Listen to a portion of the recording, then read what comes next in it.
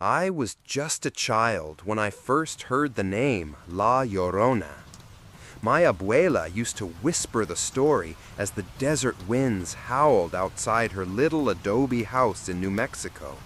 She'd dim the lights, light a single candle, and say, "If you ever hear her cry near the river, don't go looking. Don't even breathe, because she's not crying for you, but she might take you anyway." As a kid, it felt like just another scary story meant to keep me from wandering off at night. But years later, I would find out La Llorona is real. I was 24 when it happened. I'd moved back to my hometown after college, taking a night job cataloging archives at the local museum, a dusty little place with creaky floors and barely any visitors. It sat right along the old Rio Grande, where water cut through the canyon like a dark vein through dry bone. That night, everything was quiet. Too quiet. I was working late, hunched over a faded journal from the 1800s, handwritten entries from a Spanish settler named Amelia. Her ink had bled into the paper with time, but I could still make out her words. "The woman weeps again tonight. Her cries echo through the trees like the dying breath of something once loved. My children shiver at the sound. I pray she does not come to our door." I paused. Something about those words unsettled me. The handwriting grew shakier in later pages, like fear had crept into her fingers. I turned the page, and that's when I heard it. A faint sound, so faint I wasn't even sure it was real. It was crying. A woman's cry, soft and broken, drifting in from outside the museum window. It wasn't loud. It wasn't dramatic. It was empty, hollow, like someone who had cried for so long the tears had dried, but the grief stayed. I froze. No one was supposed to be out there. The river path closed after sundown. I turned off the lamp and stepped closer to the window. The glass was fogging slightly, though the night was warm. I wiped it with my sleeve, peering into the dark. At first, nothing. Just the silhouettes of mesquite trees and the shimmer of moonlight on water. And then I saw her. A woman in white, standing at the river's edge. She wasn't moving, just standing. Her head hung low, hair matted and clinging to her face. Her dress was torn, soaked at the hem, like she had waded through water to get there. I should have felt fear, but all I felt was sorrow. A terrible, soul-deep sadness that wrapped around my chest and squeezed. She raised her head slowly. And even though we were separated by distance and darkness, I swear to you, I saw her face. Not clearly, not exactly, but it was wrong. Her eyes were sunken, her skin pale, almost gray. Her lips trembled as if she were about to scream, but all that came out was a whisper that shouldn't have reached me at all. "Mis hijos." I stumbled back from the window, my heart pounding like thunder. I blinked, and she was gone, vanished. No footprints in the dirt, no splash in the river, just silence. I wanted to believe it was imagination, fatigue, a trick of light and memory. But then I looked down at the journal on the table. The page I had just turned was gone, torn clean out, and in its place was a fresh, wet handprint. I didn't sleep that night. I went home, locked the doors, drew the blinds, yet I couldn't shake the sound of her voice. Mis hijos. Her words had slithered into my thoughts like a fog I couldn't clear. Even when I turned on music or let the TV play in the background, I still heard her whisper beneath it all, like a ghost humming in the static. But the worst part wasn't the sound. It was the handprint. It hadn't dried. It was still there when I returned to the museum the next day. Damp, cold, as though someone had just pressed their palm to the page. My boss couldn't explain it. He laughed it off, blamed an air vent leak, but I knew better. I took a photo, then went back to the archives. I had to find out who she was. The journal, the one from the Spanish settler Emilia, was missing that page. It had been torn out completely. Not frayed, not old paper damage. No, it had been ripped, deliberately. But I remembered the last thing I read before it vanished. The woman weeps again tonight. So I started digging into old town records, obituaries, police logs, anything connected to the Rio Grande and that cursed stretch of riverbank. What I found chilled me. There had been disappearances. 3 in the last 40 years, all of them children, all reported missing near the river. One report from 1974 said the child vanished after his mother claimed she heard a woman singing lullabies by the water. The child's body was never found. Another case from 1991 stated that a 5-year-old girl had told her babysitter she was going to find the sad lady in the white dress. She never came back. Each time, the reports were buried. No suspects, no follow-ups, no arrests. Just silence. That night, I couldn't help myself. I went back to the river. It was foolish, I know, but something in me needed to know if she was real or if my mind was unraveling. I brought a flashlight, my phone, and that photo of the handprint. The night was windless, still, so quiet it hurt. The river moved like ink through the land, slow, thick, and when I stepped near the spot where I'd seen her before, I felt the temperature drop. Not just cool, freezing. My breath became mist. The beam of my flashlight flickered. I thought the batteries were dying, but they were brand new. Then I heard it again. The crying. Softer this time. Not a wail, not a sob, just a broken breath between words. A woman whispering in the dark, searching for something. Or someone. ¿Dónde están mis hijos? I turned in a full circle, trying to pinpoint the sound, but it came from everywhere. The trees, the wind, the river itself. And then I saw her, closer this time. Standing in the shallows, her feet submerged, her dress dragging behind her like seaweed. Her face was hidden beneath a veil of soaked hair, but I could hear her voice clearly now. They won't come back to me. I raised my phone to take a picture, but the screen went black. Just black. Not off, not dead. The camera refused to focus. Then the screen glitched, and for a single horrifying second, I saw something impossible. The face reflected back at me was my own, but not me now. It was me as a child, screaming.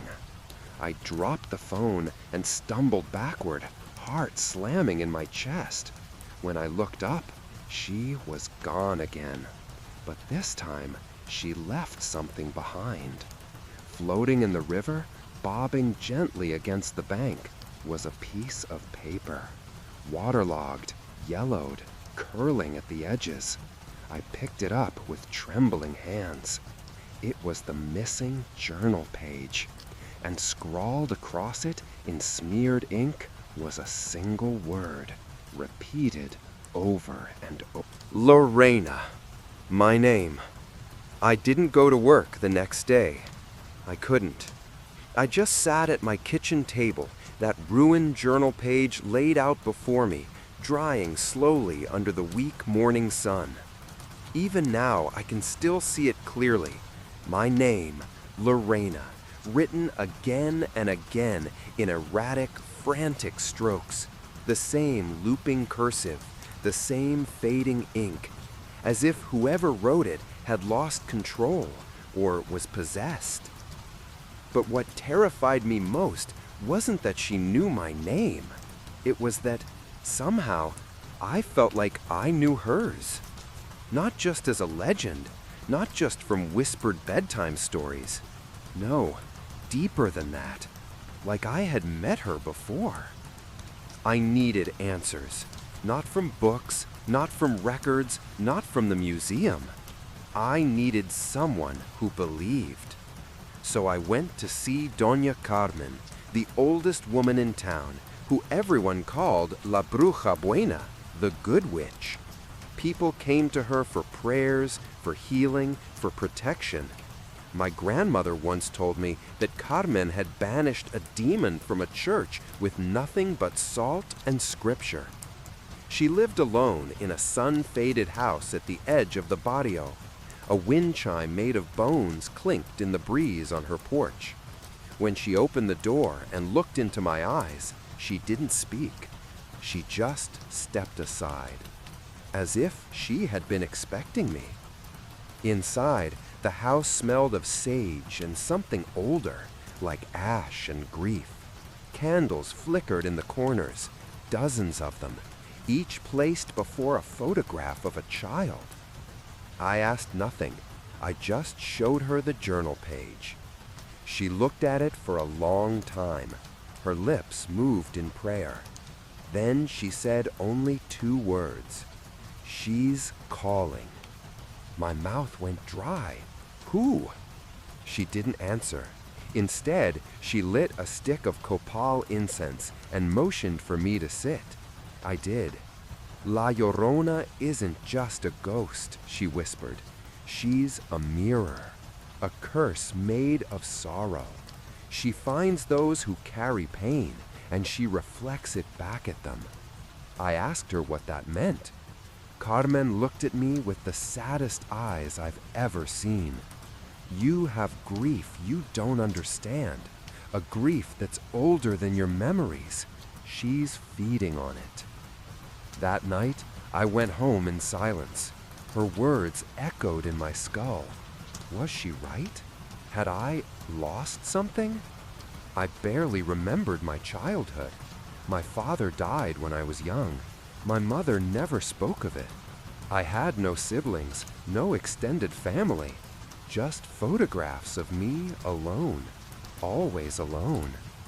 But now, the photos looked wrong. I stared at one from when I was maybe 5.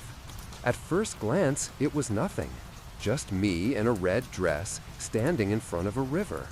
But in the bottom corner, there was a blur, a shadow, and the shape of a hand reaching for me. I couldn't sleep, so I went back to the river. This time I brought salt. Carmen had told me that salt could protect, but only if I truly wanted to see what was waiting. The moon was full. The water shimmered like oil. I stood at the edge, poured a circle of salt around me, and whispered, "Llorona." My voice trembled. "What do you want from me?" The wind stopped. The river grew silent. And then the cries began again. But this time, it wasn't just her. I heard children, laughing, then sobbing. Dozens of voices, maybe more. "Mama, she said she'd come back. Don't leave us." My breath caught in my throat, and out of the darkness she rose, La Llorona. Not walking, floating. Her veil flowed behind her like smoke. Her face was hidden, but her arms reached out, bony, pale, fingers like claws. She hovered just beyond the salt circle, and then she whispered, in a voice that was not her own, "Llorona, come home." The voice was my mother's. I froze. That voice. That warm, trembling voice that used to read me stories before bed. The voice I hadn't heard in over a decade was now whispering from the mouth of La Llorona. "Llorona, come home." My knees nearly gave out. She hovered just beyond the salt circle, an unnatural stillness about her. The wind had died. Even the river, which never ceased its flowing, seemed to hold its breath. The only sound was her veil rustling like silk in the dark. And then I saw her eyes. Hidden behind the tattered veil, they glowed faintly. Not red, not white, but a sickly silver blue, like the reflection of moonlight on bone. And in those eyes, I saw memories. Mine. Me, age 4, standing on a dock. Me, soaked, screaming into the dark. Me, reaching for 2 small hands being pulled under by a current. 2 hands, 2 children. And then, nothing. The memory vanished as quickly as it came. "You've forgotten them," she whispered, "but they haven't forgotten you." My breath hitched. What do you mean?" "You were supposed to watch them," her voice cracked, "but you let them drown." "No," I cried, the word tearing from my throat. "That's not true. I don't have siblings." Her laugh chilled the marrow in my bones. It wasn't cruel. It was broken. A mother's laugh, cracked with grief, strangled by guilt. "Memory is a fragile thing," she rasped, "but blood remembers." Suddenly, she surged toward me, but the salt held. She struck an invisible barrier just inches from my face, her clawed hands sizzling against the unseen force. Her scream was not of rage, it was anguish. "Give them back to me," she howled. I backed away, trembling. My flashlight flickered, then died. When the moonlight returned, she was gone. Only the river remained, still and silent. But I knew she had touched something in me. That night, I tore my childhood home apart. Boxes, photos, old VHS tapes. And buried at the bottom of a locked chest, one I didn't remember ever opening, was a water-stained birth certificate. Not mine, ours. Twins, Lorena and Lucia. My hands shook as I flipped through the rest of the documents. Photos, 2 little girls, same dress, same eyes. But in every image I'd ever seen growing up, Lucia was missing. Cut out, blurred, removed. My mother had erased her, had erased both of them. I called Doña Carmen. When she arrived, she didn't ask questions. She looked at the photo in my hand, her face pale. La Llorona doesn't just haunt rivers, she whispered. She haunts memories. Then she looked at me. You weren't meant to forget them, Lorena.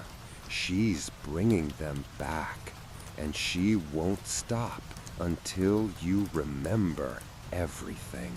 The sky cracked open as I stood at the banks of the river once more. Doña Carmen stood behind me, murmuring prayers, her rosary clutched tight in one hand, the other sprinkling salt in a wide circle around me. The photo of Lucia and me trembled in my grasp, blurred by time, stained by water, but real, undeniably real. And so was the river.